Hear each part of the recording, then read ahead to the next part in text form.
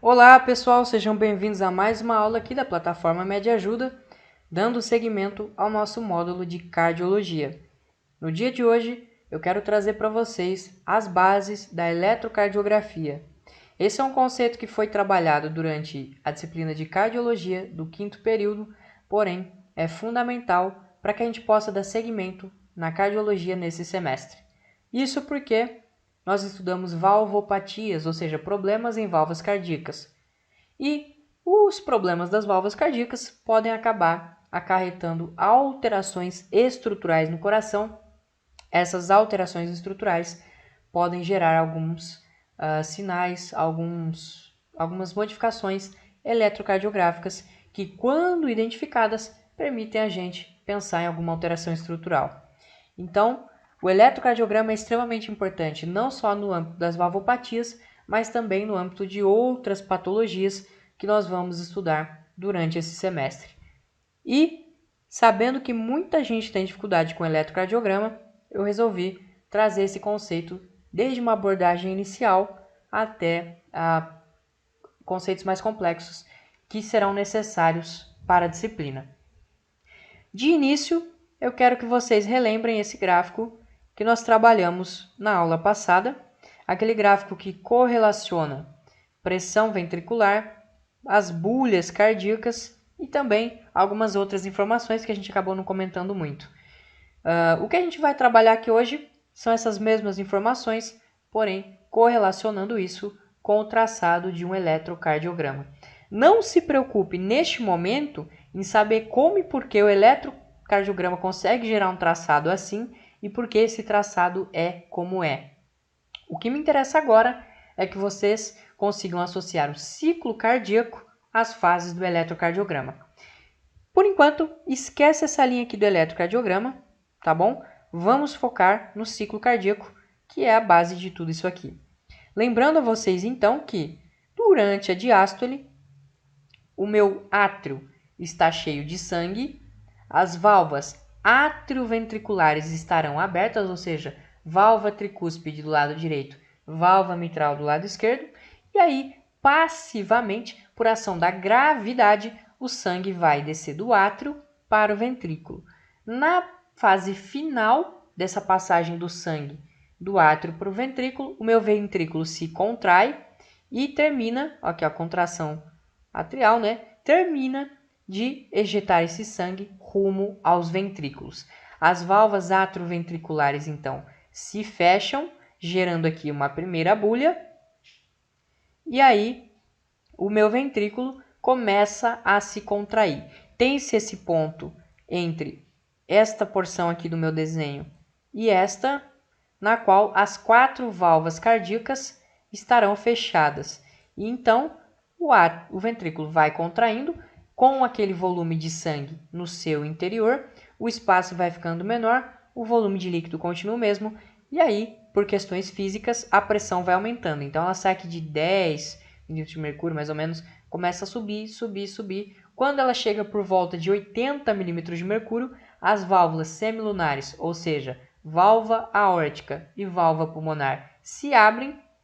O meu ventrículo continua ejetando conteúdo sanguíneo para dentro desses vasos e aí, depois disso, começa então a ocorrer o relaxamento do meu ventrículo, a pressão vai decaindo, decaindo, decaindo.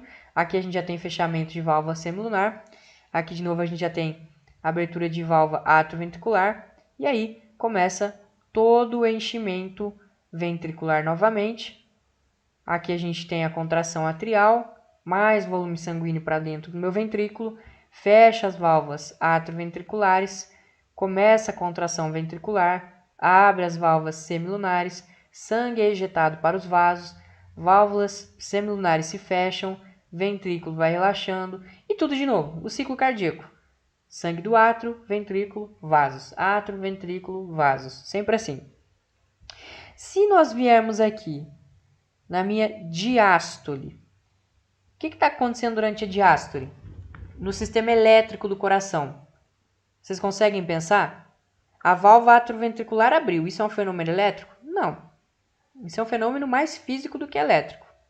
Porém, você tem que se lembrar que no final da diástole, o meu átrio se contrai.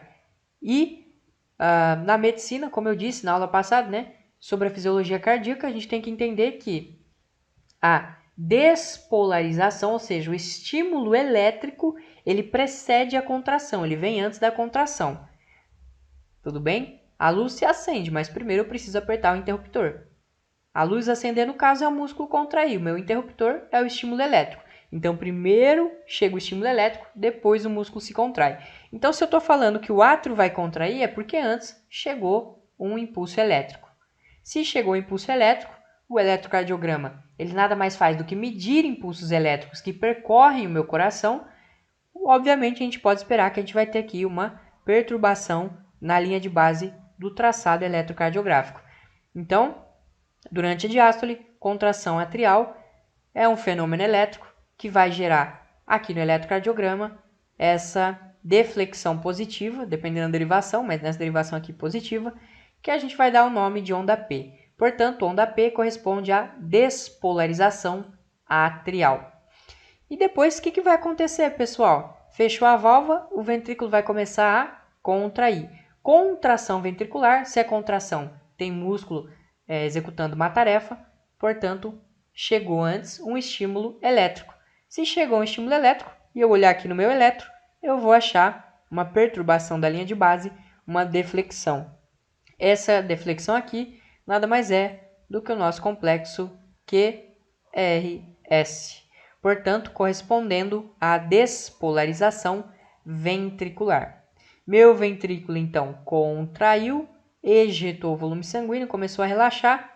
Então, para que o meu ventrículo fique pronto a receber um novo estímulo, isso a gente tem que lembrar lá da fisiologia, depois que eu despolarizo uma célula, para que ela se torne responsiva novamente, ela precisa se repolarizar, ou seja, restabelecer a sua carga basal. Então, a gente vai ter aqui, durante essa fase na qual minhas células miocárdicas estão restabelecendo seus potenciais, a repolarização ventricular, que é um fenômeno elétrico, portanto, vai gerar uma deflexão no meu eletrocardiograma, que nada mais é do que a onda T. Então, onda T, repolarização ventricular. Aí, os mais atentos podem perguntar, né? E para onde é que foi a repolarização atrial? Bom, pessoal, a repolarização do átrio ocorre no mesmo momento da despolarização do ventrículo. E como a despolarização ventricular é um evento muito mais intenso, um evento elétrico muito mais proeminente, ela acaba abafando a repolarização atrial e por isso, em um eletrocardiograma normal, a gente não vai conseguir observar a existência da repolarização atrial. Ela acontece, mas a sua inscrição no eletro ela está abafada, né, está oculta devido à ocorrência concomitante do complexo QRS, ou seja, da despolarização ventricular. Então, assim, pessoal, se vocês conseguem associar o ciclo cardíaco, saber o que está acontecendo com cada válvula, saber associar isso com a pressão ventricular e o eletrocardiograma, nós estamos num bom caminho para entender valvopatias, para ter uma sedimentação interessante, para entender o eletrocardiograma e assim por diante.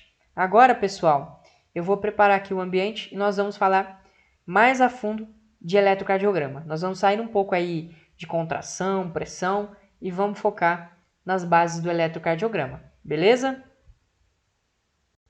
Bom, pessoal, então aqui nós temos um traçado eletrocardiográfico de uma derivação qualquer positiva, que vocês já vão entender tudo isso que eu disse, tá? Mas aqui, eu só quero que vocês lembrem. Onda P, despolarização atrial. Complexo QRS, despolarização ventricular. Onda T, repolarização do meu ventrículo. Tudo bem? Note que algumas coisas aqui, alguns intervalos são bem importantes. Intervalos e segmentos.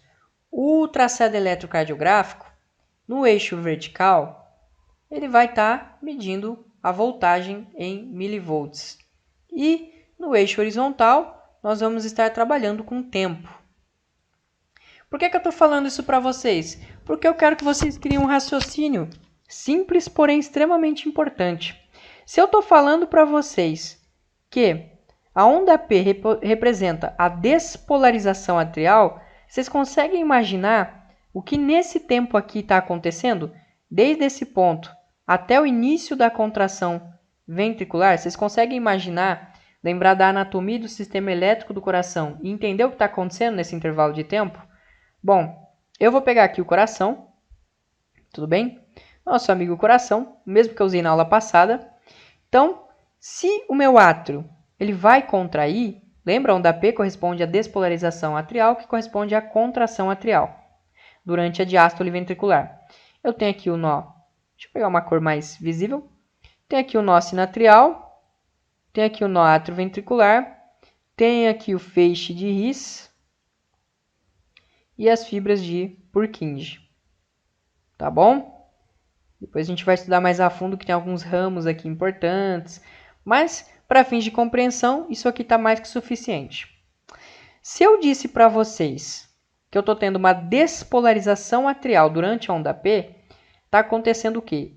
O nó sinatrial disparou um estímulo que começou a excitar os meus átrios. Uma vez que isso tenha acontecido, nós teremos aqui a onda P. Esse estímulo elétrico fez isso. Está aqui a onda P. E por que existe esse segmento PR? O que aconteceu durante esse tempo? Bom, você tem que se lembrar que o estímulo elétrico que saiu do nó sinatrial, além de estimular os átrios, ele vai percorrer um caminho até o nó atrioventricular. No nó atrioventricular, ele vai sofrer um atraso na condução. Então, aqui, ó, um atraso na condução, não só por conta do nó atrioventricular, mas um atraso na condução também nas fibras, etc., mas principalmente no nó atrioventricular. E depois que ele sofre esse atraso na condução, ele atinge os meus ventrículos e começa a despolarizar os meus ventrículos, gerando o complexo QRS. Então, nó sinatrial liberou um estímulo elétrico, despolarizou os átrios, onda P. Esse estímulo também estava correndo em direção ao nó atrioventricular. No nó atrioventricular ele sofreu um atraso, olha aqui, ó, um atraso, não está acontecendo nada. E de repente atingiu o ventrículo, levando a despolarização ventricular, gerando, portanto, aqui o complexo QRS. Tudo bem? Vocês conseguem entender? É muito importante essa relação, porque quando a gente tiver alterações nesses intervalos, alteração de intervalo QT, de segmento QT, de intervalo PR, segmento PR, nós vamos conseguir, tendo esse conhecimento da anatomia e eletrofisiologia, ter pelo menos uma noção bem bacana de onde é que está acontecendo o problema no meu sistema elétrico, certo? Por exemplo, o que pode deixar esse segmento PR aumentado? É o nó atrioventricular preguiçoso, que está demorando ainda mais para permitir que essa eletricidade que despolarizou o meu átrio passe para o meu ventrículo. Então, a gente teria o quê? Um bloqueio atrioventricular, o famoso BAV. Tá vendo como é importante? Só sabendo o segmento e o que uma demora além do normal nele podem representar, eu já consigo começar a fazer extrair algumas informações importantes do meu eletrocardiograma e identificar patologias no meu paciente. Eu não quero que vocês saibam agora o que representa cada segmento, intervalo e qual a duração normal deles. A gente vai falar isso na próxima aula de eletrocardiograma. O que eu quero que vocês saibam agora é conceito. E um conceito que quero que fique fixado. Segmento é basicamente uma reta. É o conceito, né? Segmento. E coloquem assim na cabeça. O segmento é um péssimo surfista. O segmento é um péssimo surfista. Por quê? Pode ver aqui, ó, segmento PR, segmento ST. O segmento, eles simplesmente estão mensurando o tempo entre duas ondas, mas eles nunca pegam a onda. Se eles nunca pegam a onda, são péssimos surfistas. Os intervalos, por sua vez, eles pegam ondas, tá bom? Por que eu estou falando isso? Porque quando a gente está lendo, muitas vezes, um exercício, um enunciado, e aí fala pra gente, o intervalo PR de duração tanto. Às vezes a gente confunde e fica na cabeça, nossa, mas o intervalo é do fim da onda P ao início do QRS ou é do começo da onda P ao início do QRS? Agora eu não lembro, meu Deus, como é que é? Aí, se você lembrar dessa brincadeirinha, entre aspas, né, de que o segmento é um péssimo surfista, você vai pensar, pô, não tem como ser do começo da onda P porque ele não pega nenhuma onda. Só pode ser do fim da onda P até antes do QRS. Então, aí você diferencia segmento de intervalo, ok? Agora eu vou falar um pouquinho para vocês de como são gerados os traçados eletrocardiográficos e por que no eletro algumas ondas aparecem positivas, outras negativas, o que isso significa e por que isso é assim. Bom, pessoal, então, como a gente estava conversando, né? O eletrocardiograma tem aquele traçado característico e agora a gente vai entender como aquele traçado acaba sendo desenhado, por que em algumas derivações do eletrocardiograma as ondas aparecem positivas, em outras aparecem negativas, e o que isso pode ajudar a gente para fins diagnósticos. E o que são derivações também? Bom, o eletrocardiograma ele nada mais é do que realizado mediante a colocação de eletrodos, que a gente pode entender como sensores, no corpo do paciente, que vão detectar o impulso elétrico oriundo do meu coração, que está percorrendo o meu coração. Ou o seu, né? Enfim. Bom, nesse sentido, você tem que entender que o impulso elétrico que percorre o coração, ele também se propaga pelas paredes do nosso corpo. Principalmente, né, quando a gente considera que nosso corpo é grandemente constituído por água e a água conduz a eletricidade. Então, é possível, através da colocação de alguns sensores ou então eletrodos no membro superior direito, membro superior esquerdo e membro inferior esquerdo, a gente consegue começar já a visualizar um comportamento do sistema elétrico do coração. Para complementar, a gente também ainda tem alguns eletrodos que são chamados de precordiais, o V1, V2, V3, V4, V5 e V6. Tá ok, pessoal? Esses eletrodos que são posicionados nos membros, tanto superior quanto no inferior, eles vão dar para a gente o plano frontal. É como se a gente pegasse o coração e cortasse ele. É difícil desenhar um coração, né? Bom, peraí. Vou pegar esse desenho do coração aqui. Pronto. As derivações frontais vão enxergar o coração cortado assim, enquanto que as derivações horizontais, também chamadas de precordiais, V1, V2, V3, V4, V5, V6, vão meio que fatiar o coração em diversos pedaços, enxergando ele mais na horizontal. Quando nós juntamos o resultado dessas 12 derivações que a gente vai ter através da colocação desses eletrodos, nós obtemos um eletrocardiograma de 12 derivações com aquele traçado típico. E como é que funciona isso, pessoal? Bom, eu vou desenhar aqui, muito mal e porcamente, um pequeno coração. Um coração bem feio. Reza a lenda que isso é um coração. Mas para fins aqui que a gente vai utilizar, tá tranquilo.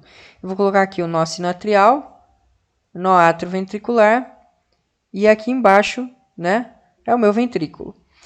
O que eu quero que vocês entendam, pessoal, é que o ventrículo ele é muito mais robusto do que os átrios e o ventrículo esquerdo ele é preponderante em relação ao meu ventrículo direito. O que isso significa? Que como o ventrículo esquerdo é extremamente muscular, muita eletricidade acaba se desenvolvendo ali devido aos processos de despolarização. Isso faz com que, apesar da energia sair correndo para todos os lados no meu coração, devido a essa grande massa do ventrículo esquerdo, no final das contas é como se a gente tivesse apenas um único sentido da eletricidade no meu coração, que vai apontar para baixo e ao mesmo tempo para a esquerda. Então, basicamente, nesse sentido, vai fluir a energia através do nosso coração, para baixo e para a esquerda. Isso devido, em grande parte, também a essa grande massa muscular do ventrículo esquerdo. Esses sensores, que são os eletrodos, eles basicamente vão detectar se a eletricidade está se aproximando ou se afastando deles. Então, por exemplo, pessoal, nós temos aqui um eletrodo localizado no membro superior direito. Ele está para cima e para a direita. O impulso elétrico, o vetor final aqui do impulso elétrico do nosso coração, está para baixo e para a esquerda. O que eu quero dizer com isso? Que esse eletrodo está no sentido contrário ao que a corrente elétrica está percorrendo no coração. Se ele está no sentido se a corrente elétrica está se afastando desse eletrodo, se ela está indo no sentido contrário desse eletrodo, então ele vai registrar no eletrocardiograma uma deflexão negativa, uma onda negativa. Em compensação, nós temos aqui, pessoal, um eletrodo localizado na perna esquerda, ou seja, no membro inferior esquerdo. Membro inferior esquerdo está para baixo e para a esquerda, assim como o nosso vetor elétrico. Ou seja, a eletricidade saiu do nó sinoatrial e está chegando em direção aqui ao membro inferior esquerdo. Se ela não está se afastando, mas sim chegando, esse eletrodo vai registrar no eletrocardiograma uma deflexão positiva. Pessoal, a cada eletrodo vai gerar um traçado no eletrocardiograma, que são as derivações unipolares. Entretanto, quando a gente junta as derivações dos membros, as derivações periféricas, isto é, deixa eu só apagar aqui para não confundir vocês. Só um momento, coisinha rápida. Se eu juntar aqui esses eletrodos que estão nos meus membros, eu vou ter a formação aqui do chamado triângulo de Einthoven, ok? E aí, a junção entre o eletrodo que está no membro superior esquerdo com o que está no membro superior direito e inferior esquerdo, a gente consegue ter algumas derivações adicionais que são D1, D2 e D3. A junção aqui do eletrodo do membro superior esquerdo com o membro superior direito, nós vamos ter aqui D1. Por que eu chamo de derivação multipolar ou derivação bipolar? Porque ela é formada por dois eletrodos juntos. Enquanto que essas outras que eu mostrei, V1, V2, V3, V4, V5, V6, elas são formadas por um único eletrodo. São um valor absoluto. Aqui a gente está tirando uma média. A gente está pegando o que está nesse eletrodo e fazendo a diferença com o que está vindo para esse. A gente tem também aqui, entre o membro superior direito e o membro inferior esquerdo, a gente vai ter aqui nossa derivação D2. E entre o membro superior direito e o membro superior esquerdo e o membro inferior esquerdo, nós vamos ter aqui D3. Certo? São as derivações bipolares do meu plano frontal do meu eletrocardiograma. Eu sei que comigo desenhando fica um pouco difícil, né, de visualizar, por isso eu vou trazer essa imagem aqui para vocês, olha só. Vou pegar essa imagem aqui, que vai mostrar isso melhor para a gente, tá bom? Pessoal, então aqui, imagina que aqui é o meu braço direito, meu braço esquerdo e aqui os meus pés, tá bom? A gente vai ter aqui, então, a junção entre AVR, que é o meu membro superior direito, e meu membro superior esquerdo. A gente vai ter a formação aqui de D1, entre esses dois eletrodos. Tem um eletrodo aqui, o caminho entre eles, D1, ok? Nós vamos ter aqui entre o membro superior esquerdo e o membro inferior esquerdo, nós vamos formar aqui D3. E entre o membro superior direito e o membro inferior esquerdo, nós vamos formar D2. Além disso, aqueles eletrodos sozinhos, nós não temos um eletrodo no braço esquerdo, outro no direito e um na perna esquerda? Bom, o eletrodo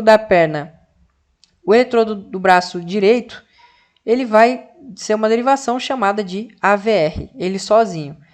O eletrodo posicionado no braço esquerdo, AVL. E aquele eletrodo que está na minha perna esquerda, AVF. Junção de AVR com AVL, D1.